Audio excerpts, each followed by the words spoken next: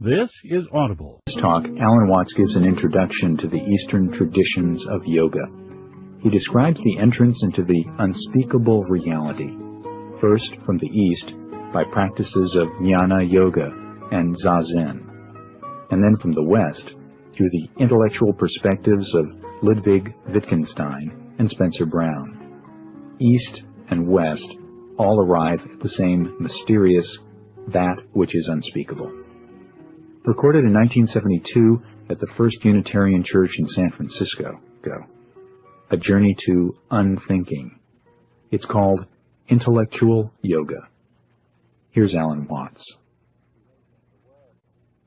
The word yoga, as most of you doubtless know, is the same as our word yoke, Y-O-K-E, and the Latin word jungere, to join. Join, junction, yoke, union, all these words are basically from the same root. And so likewise, when Jesus said, "My yoke is easy," he was saying, really, my yoga is easy. And the word, therefore, basically denotes the state that would be the opposite of what our psychologists call alienation, or what Buddhists call sakaya drishti, the view of separateness, the feeling of separateness, the feeling of being cut off from being. And most civilized people do in fact feel that way, because they have a kind of myopic attention focused on their own boundaries and what is inside those boundaries, and they identify themselves with the inside and don't realize that you cannot have an inside without an outside. That would seem, wouldn't it, to be extremely elementary logic, that we could have no sense of being ourselves, of having a personal identity, without the contrast of something that is not ourselves, that is to say, other. But the fact that we don't realize that self and other go together is the root of an enormous and terrifying anxiety. Because what will happen when the inside disappears? What will happen when the so-called I comes to an end, as it seems to? Of course, if it didn't, I mean, if things did not keep moving and changing, appearing and dissolving, the universe would be a colossal bore.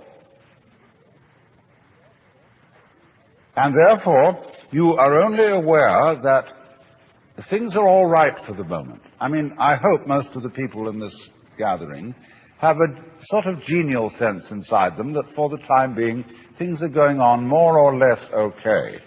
Some of you may be very miserable. And then your problem may be just a little different, but it's essentially the same one. But you must realize that that sense of life being fairly all right is inconceivable and unfeelable unless there is way, way, way in the back of your mind the glimmer of a possibility that something absolutely unspeakably awful might happen. Doesn't have to happen. Of course, you'll die one day. But there always has to be the vague apprehension, the Hintergedanke, that the awful awfuls are possible. It gives spice to life.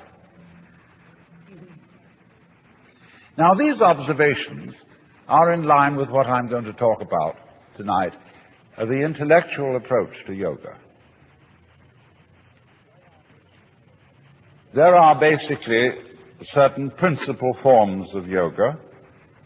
Most people are familiar with hatha yoga, which is a psychophysical exercise system, and that's the one you see demonstrated most on television because it has visual value. You can see all these exercises of lotus positions and people curling their legs around their necks and doing all sorts of marvelous exercises. And they're good exercises. The most honest yoga teacher I know is a woman who teaches hatha yoga and doesn't pretend to be any other kind of guru, and she does it very well. Then there is bhakti yoga. Bhakti means devotion. And I suppose in general you might say that Christianity is a form of bhakti yoga, because it is yoga practiced through extreme reverence for and love for some being felt more or less external to oneself, who is the representative of the divine. Then there is karma yoga. Karma means action, and incidentally that's all it means. It does not mean the law of cause and effect. When we say that something that happens to you is your karma, all it's saying is it's your own doing. Nobody's in charge of karma except you. Karma yoga is the way of action, of using one's everyday life, one's trade, or an athletic discipline like sailing or surf riding or track running, as your way of yoga, as your way of discovering who you are. Then there's Raja Yoga. That's the royal yoga. And that's sometimes also called Kundalini Yoga. And that involves very complicated psychic exercises having to do with awakening the serpent power that is supposed to lie at the base of one's spiritual spine and raising it up through certain chakras or centers until it enters into the brain. There's a very profound symbolism involved in that, but I'm not going into that. And then finally there are several others. There's mantra yoga. Mantra yoga, which is the practice through chanting of humming, either out loud or silently, certain sounds which become supports for contemplation, for what is in Sanskrit called jhana. And jhana is the state in which one is clearly awake and aware of the world as it is, as distinct from the world as it is described. In other words, in the state of jhana, you stop thinking. That is to say, you stop talking to yourself and figuring to yourself and symbolizing to yourself what is going on. You simply are aware of what is. And nobody can say what it is because, as Korzybski well said, the real world is unspeakable. It's a lovely double take in that. But that's jhana. That's zazen, where one practices to sit absolutely wide awake with eyes open, but not thinking. That's a very curious state, incidentally. I knew a professor of mathematics at Northwestern University who one day said, "You know, it's amazing how many things there are that aren't so."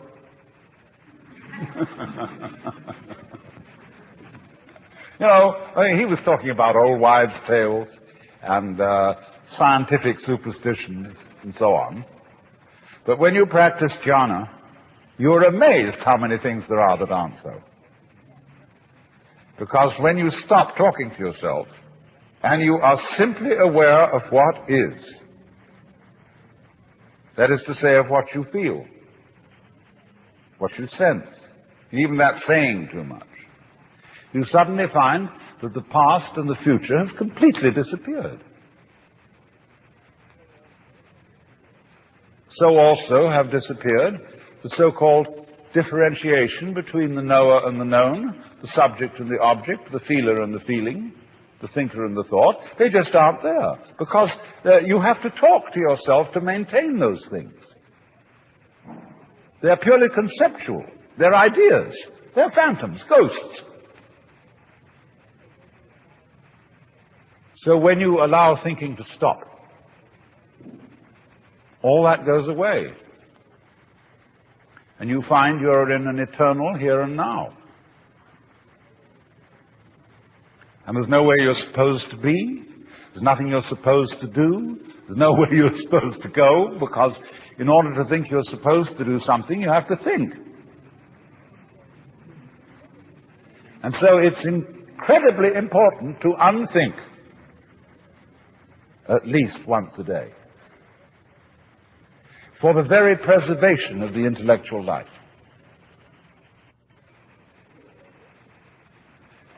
So if we stop that temporarily and get our mind clear of thoughts, we become, as Jesus said, again as children, and get a direct view of the world, which is very useful once you're an adult. There's not much you can do with it when you're a baby, because everybody pushes you around. And you know, they pick you up and sit you there, they sit you there. And you can't do much except practice contemplation. Only you can't tell anyone what it's like. But when, as an adult, you can recapture the baby's point of view, you will know what all child psychologists have always wanted to know, how it is that a baby feels. And the baby, according to Freud at least, has the oceanic experience. That is to say, a feeling of complete inseparability from what's going on. The baby is unable to distinguish between the universe and his or her action upon the universe. And most of us, if we got into that state of consciousness, might be inclined to feel extremely frightened. And beginning to ask, who's in charge? I mean, who controls what happens next? We would ask that because we are used to the idea that the process of nature consists of controllers and controlees, things that do and things that are done to. This is purely mythological. So many spiritual teachers and gurus will look at their disciples and say, I am God. I have realized. See? But the important thing is that you are. Whether I am or not is of no consequence to you whatsoever. I could get up and say, I have realized. I put on a turban and yellow robe and whatever, and say, come and have darshan. I'm Guru. You need the grace of Guru in order to realize, and so on, and it'd be a wonderful hoax. It'd be like picking your pockets and selling you your own watch.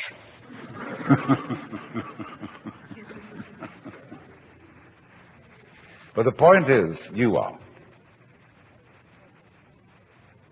Now, what are we saying when we say that?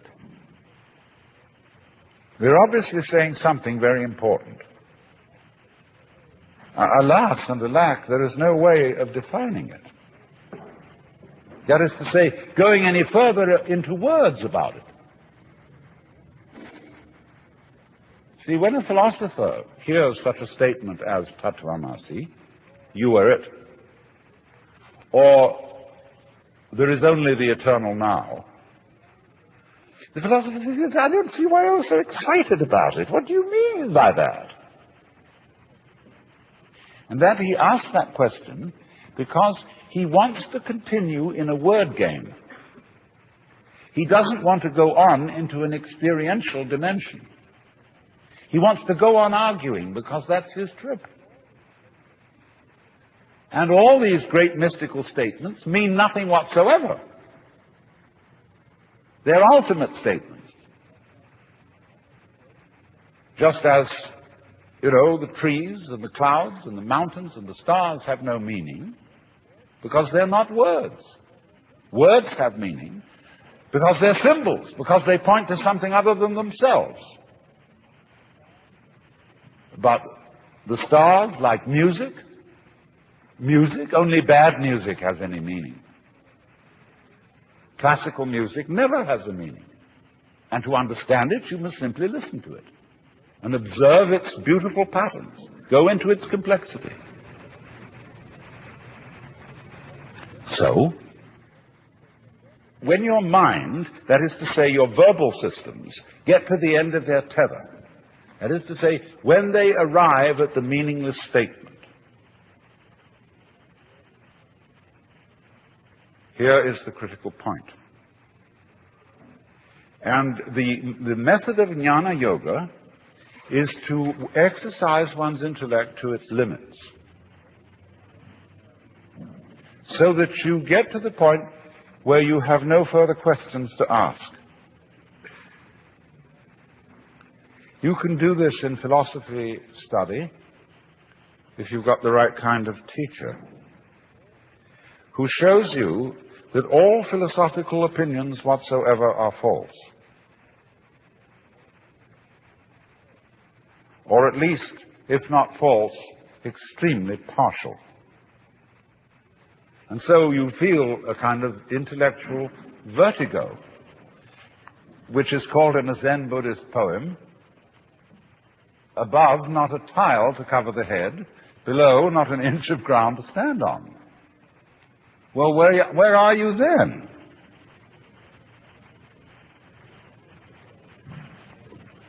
Well, of course you always were. You've discovered you're it. And that's very uncomfortable, because you can't grab it. See here, I've discovered that whatever it is that I am, that's not something inside my head. It is just as much out there as it is in here, but whatever it is, I cannot get hold of it. Well, that gives you the heebie-jeebies. You get butterflies in the stomach, anxiety, traumas, and all kinds of things. But this is all explained by Shankara, the great Hindu commentator on the Upanishads, the great master of the non-dualistic doctrine of the universe, when he said, "That which knows, which is in all beings, the knower, is never an object of its own knowledge."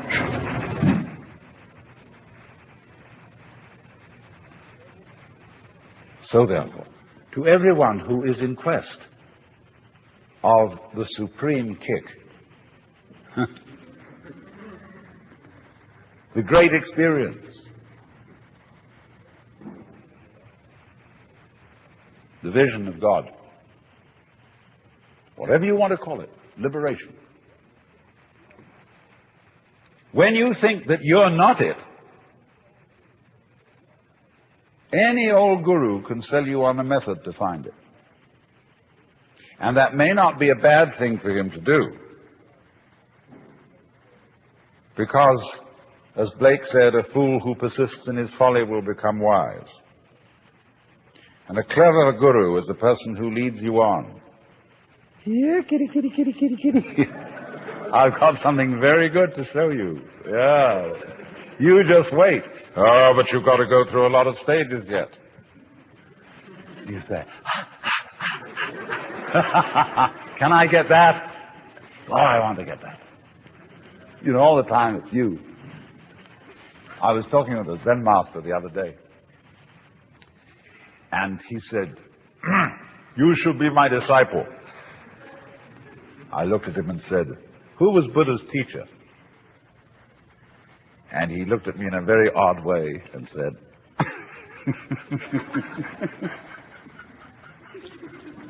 so he burst into laughter, and he gave me a piece of clover.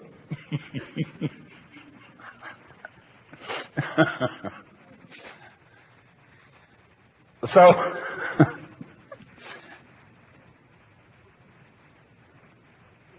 You see, so long as you can be persuaded that there's something more that you ought to be than you are,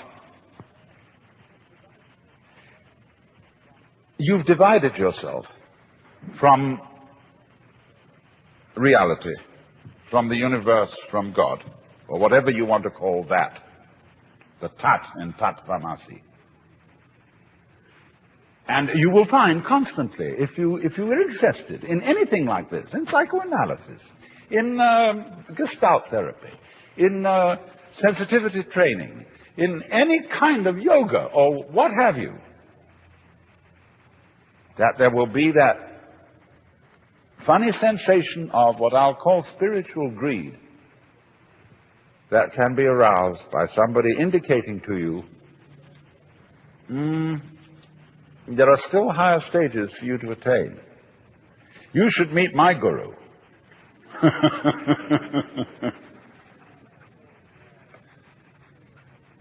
So you might say then now, to be truly realized, you have to get to the point where you're not seeking anymore. So then you begin to think, well, we will now be non-seekers. You know, like disciples of Krishnamurti, who, because he says he doesn't read any spiritual books, they can't read anything but mystery stories. you know, becoming spiritually unspiritual. Well, you'll find that that too is what is called in Zen legs on a snake. It's irrelevant. You don't need not to seek, because you don't need anything.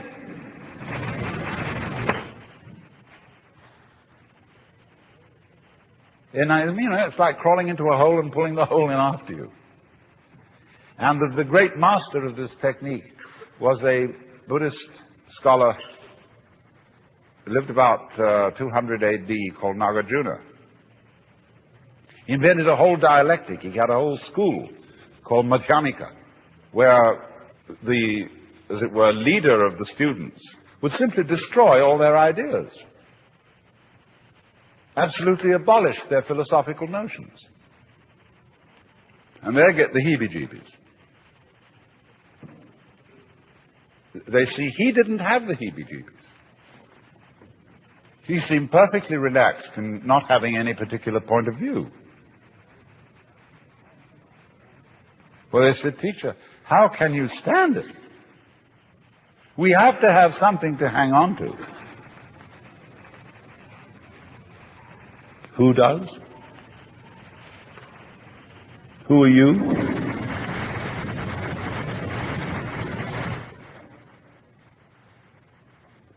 And eventually you discover, of course, that it's not necessary to hang on to anything, to rely on anything. There's nothing to rely on, because you're it. It's like the universe. It's like asking the question, where is the universe? And by that I mean the whole universe. Whereabouts is it in space?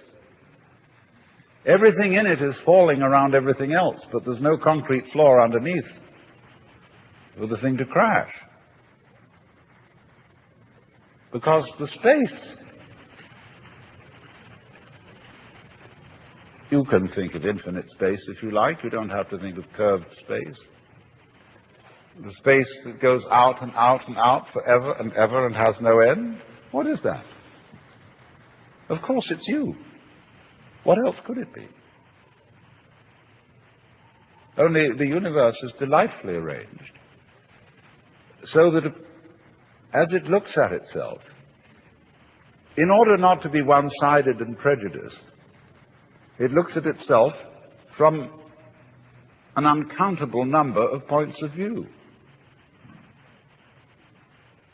We thus avoid solipsism, as if I were to have the notion that it's only me that's really here, and you're all in my dream. Of course, that point of view cannot really be disputed, except by imagining a conference of solipsists, arguing as to which one of them was the one that was really there.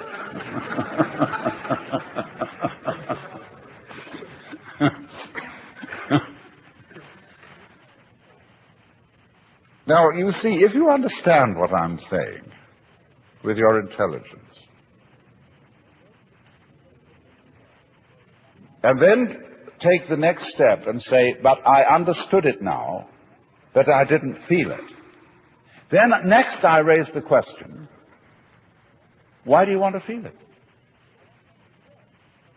You say, I want something more, because that's, again, that spiritual greed. And you could only say that because you didn't understand it. There is nothing to pursue because you're it. And if you don't know that, you always were it. And if you don't know that, in other words, to put it in Christian terms or Jewish terms, if you don't know that you're God from the beginning, what happens is that you try to become God by force. Therefore, you start being violent and obstreperous and this and that and the other. All our violence, all our competitiveness, all our terrific anxiety to survive is because we didn't know from the beginning that we were it. Well, then you would say, if we did know from the beginning, as in fact you did, when you were a baby, well, then everybody says, well, nothing would ever happen. But it did happen, didn't it? And it's, some of it's pretty messy. But what people don't realize is they say, well, take the Hindus. It's basic to Hindu religion that we are all God in disguise and that the world is an illusion. All that is a sort of half-truth.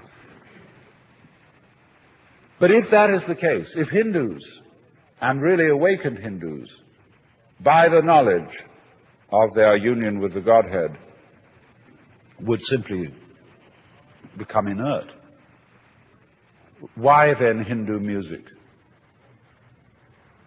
The most incredibly complex, marvelous technique. When they sit and play, they laugh at each other. They're enjoying themselves enormously with these very complicated musical games. But when we come and the symphony orchestra gets up, everybody dresses in evening dress, the most serious expression, and all the audience is down, and it's like it's in a kind of church. And there's none of that terrific zest where the drummer, the tabla player, laughs at the sarod player as they compete with each other in all kinds of marvelous improvisations. So, if you do find out, by any chance, who you really are, you, instead of becoming merely lazy, you start laughing. And laughing leads to dancing. And dancing needs music. And we can play with each other for a change.